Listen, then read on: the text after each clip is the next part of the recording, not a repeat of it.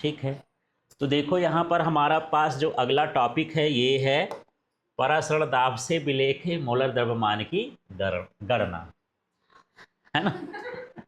तो बार बार गड़बड़ होता है।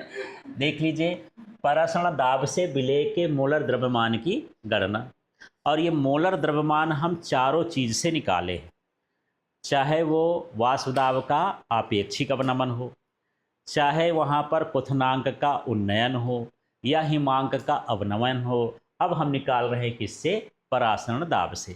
सभी से हम विलेय के मोलर द्रव्यमान की गणना कर सकते हैं, ठीक है। और सभी में एक ही तरीका है, जहां n आया है, n2 आया है, उसको है हम m2 अपॉन क्या लिखते हैं? W2, और उसमें हम मान रखते जाते हैं। तो इसमें भी वही करना है। देखो, परासरण दाब का सूत्र क्या होता है?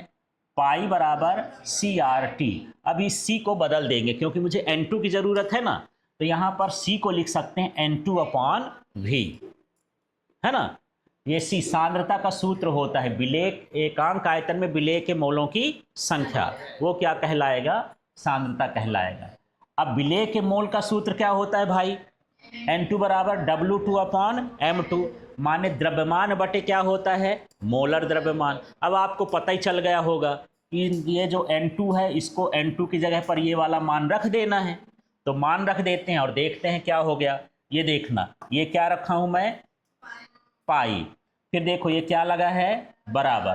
फिर ये क्या लिखा है यहाँ पर? N2। N2 का मान कितना है? W2 अपॉन M2, ये रख दिए। अपॉन में क्या लिखा है? V। फिर क्या लिखा है? RT। बाकी तो सब कर दिए हैं। तो N2 हटाओ और उसकी जगह पर इसको रख देना है। हाँ, अब W2 ये बटे वाला M2 है, M2 कहाँ आ जाएगा? नीचे। और बाकी सारी चीज तो लिखी हुई है, इधर का भी लिखा, इधर का भी लिखा, कुछ नहीं किया। अब मेरा टारगेट क्या है? M2 निकालना। तो M2 को इधर भेज देंगे, पाई को इधर भेज देंगे। बस इस तरीके से यहाँ पर क्या निकल आएगा? परासरण दाब नहीं निकलेगा, परासरण दाब से विलेय का मोलर द्रव्यमान निकलेगा। क्या निकलेगा? विलेय का मोलर द्रव्यमान। अब हम इस पूरे सूत्र में नहीं बताए कि C क्या है, R क्या है, T क्या है, N क्या है, V क्या है, तो लास्ट में जहां करके सब कुछ लिख देना चाहिए कि इसमें क्या क्या चीजें हैं, ठीक है।